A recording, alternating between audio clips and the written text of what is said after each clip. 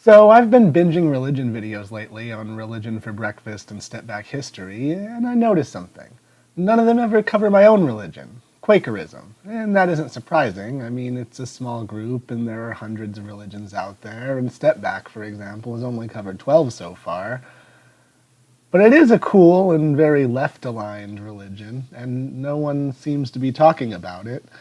So, as I was typing up a comment to request a Quaker episode, something occurred to me. If I want a video, I can just make one. If I'm going to scream into the void anyway, I may as well get some creative release from it, so... Welcome to Step Sideways Religion, where we look at religion from the back. And if you want to see more videos, absolutely nothing like this one, be sure to hit that subscribe bell. Now, let's talk Quakers. Please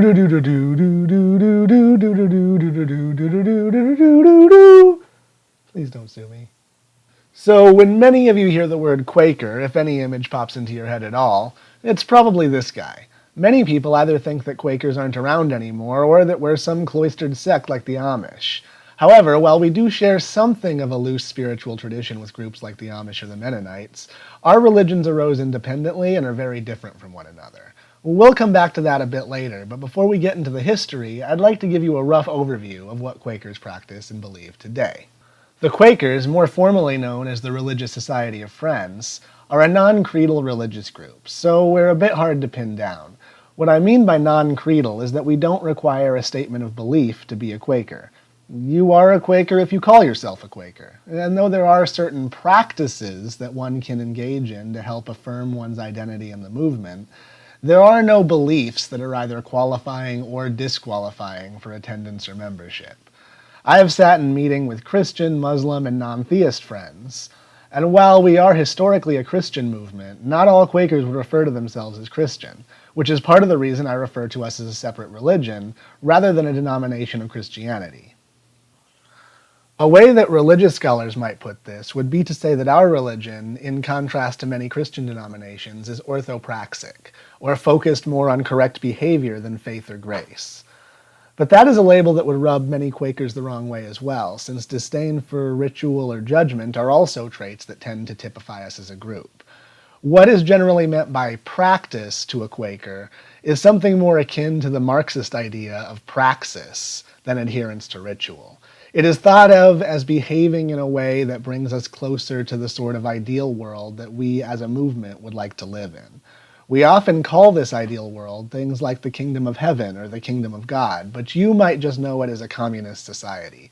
It's a world without oppression, class, sanctioned violence, or unjustified hierarchy.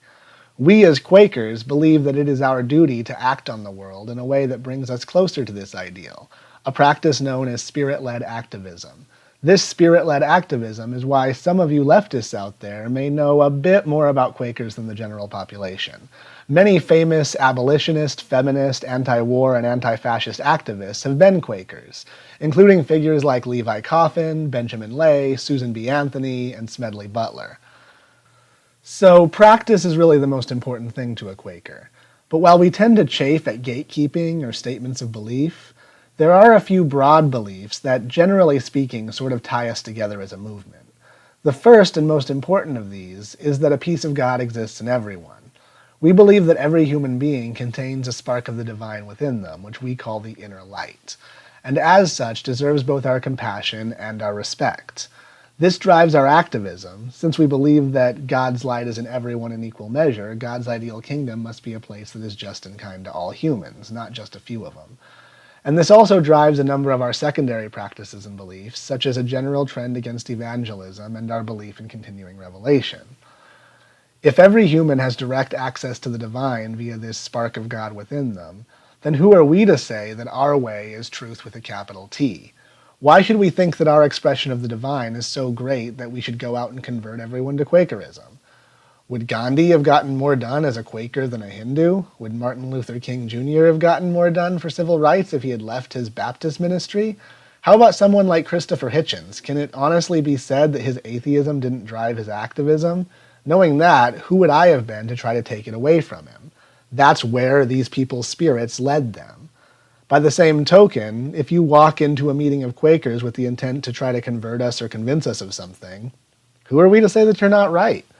Maybe God brought you to us so that we could convince you of something, but maybe God brought you to us so that you would convince us. Any human we encounter, either in person or on the page, could be bringing a message from God, so we would all do well to listen. And this is what I'd say defines Quakers most of all, what our religion is really about. We listen. We listen to people, we listen to God, and we don't really differentiate between the two. This is expressed most clearly in the Quaker tradition of unprogrammed worship. While this isn't really a universal practice, since not all Quakers practice unprogrammed worship exclusively, most have at least some place for it within their meetings. Unprogrammed worship is, put simply, worship without a pastor or a schedule. We come in, we sit down, and we listen. If the Spirit moves one of us to speak, or to sing, or to dance, or whatever, we do it, and others listen to us. If the Spirit moves on another, we sit quietly and we listen to them. And when the Spirit isn't moving on anyone, we all just sit silently and listen for God. This is referred to as expectant waiting, and lays somewhere between prayer and meditation. This sort of leaderless service, we believe, is a sort of microcosm for the kingdom of God, where we can act as one without leaders or hierarchy, led by our connection to each other and to the divine, which, due to our belief in the inner light, is again really kind of the same thing to us. So that's what binds us together, but what about what divides us? All historically Christian groups have a tendency to split, and one as individualistic as ours is bound to see this sort of division. Today, there are three main denominations of Quakers: the Friends General Conference, or FGC, the Friends United Meeting, or FUM, and the Conservative Friends. While covering these splits in detail could be its own video, I'll do a quick overview of the differences in belief between these groups. Understand as I go over this, both that I am just skimming the surface, and that as an FGC Quaker, I may have some internalized bias in favor of my own group. That being said, these are the two main things that I think divide FGC and FUM Quakers. We'll come back to conservative Quakers in a minute.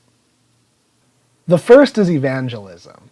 While I'm not aware of any Quakers who think that you need to be a Quaker to save your soul or anything, there are some Quakers who believe that there is utility in trying to convince others. Quakers don't use the word convert. The general case made by these Quakers is that our religion is very small and is getting smaller, and that it'll die out if we don't try to bring others in. While no Quaker that I've ever heard of engages in the sort of evangelical fervor seen in more traditional Christian movements, FUM Quakers tend to put at least some of their resources, both as individuals and as a group, toward convincing others to become Quakers.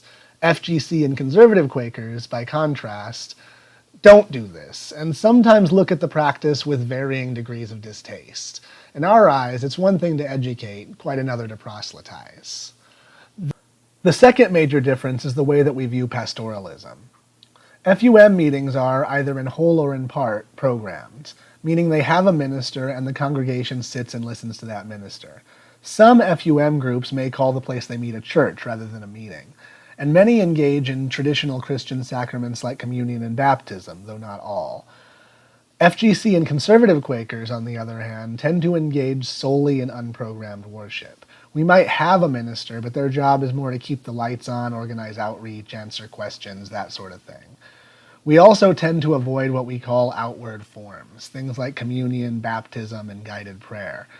The reality is that most FUM meetings do have some place for unprogrammed worship, and most FGC ministers do occasionally get up and talk to the rest of the service. So it isn't really a clean division. But a good rule of thumb is that if a Quaker calls their meeting a church or talks about things like pastors, religious rituals, and a choir, they're probably an FUM Quaker. Okay, so what about conservative Quakers? Conservative Quakers actually tend to believe a lot of the same things as FGC Quakers and are, confusingly for outsiders who hear the term, generally extremely socially progressive.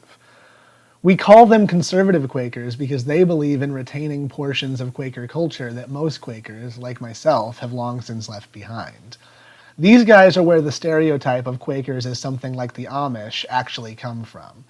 Conservative Quaker men might still dress in the Quaker Oats guy outfit or wear long beards, and women might wear bonnets and old-timey dresses. They don't celebrate holidays or birthdays, and some may embrace Luddite views to one degree or another. In rare cases, a few might even use words like thy and thou instead of the singular you. That is where the similarity to the Amish ends, though, as even these conservative Quakers are generally fully committed to causes like feminism and LGBTQ rights, which would greatly trouble most Amish people, and are usually engaged in activism and direct action in the greater community where they live, which is in stark contradiction to the Amish philosophy of needing to separate from a fallen world. Alright then, so where did these strange Quaker people come from? How are they related to the Amish, and why are most of both in Pennsylvania? Let's answer these questions by finally getting into the history. The Quakers grew out of the tumult of the English Civil War period in the mid-17th century. While even in its beginnings this was a non-hierarchical distributed movement and thus didn't really have a leader, the person most commonly associated with bringing it to the attention of the public is a man named George Fox. Fox, like many, was dissatisfied with the empty ritual of the Church of England, and sought to restore what he thought of as Jesus' true original church. The central tenet of his belief was that the Holy Spirit could commune with people directly, and that it was unnecessary to take cues on proper faith from a state-sponsored clergy. This view, as you can imagine, didn't sit well with the state-sponsored clergy, and the movement was subject to religious persecution in England throughout the late 17th and early 18th centuries. According to some sources, the name Quaker arose from one of these persecutions when Fox, upon being dragged before the magistrate on charges of blasphemy, told him that he should quake at the word of the Lord, resulting in this being used by future magistrates as a way to ridicule the movement before being adopted by the Quakers themselves. It is unknown whether this is true or not, but what is known is that the Quakers were subject to significant oppression and persecution in England, driving many to leave their homeland in search of religious freedom. Many Quakers ended up in North America amidst the Puritans who were seeking the same religious freedom. Apparently they only intended this freedom for themselves, however, because persecution of Quakers by North American Protestants ended up being way worse than it ever was in England. By 1660, the first blood had been spilled, as the Quaker Mary Dyer was hanged for the crime of existing in a place where the Puritan leadership had decided it was illegal for people like her to exist. This would be the start of a rash of violence against Quakers that would exceed anything they ever suffered under English rule, and would ultimately drive them from the Massachusetts Bay Area.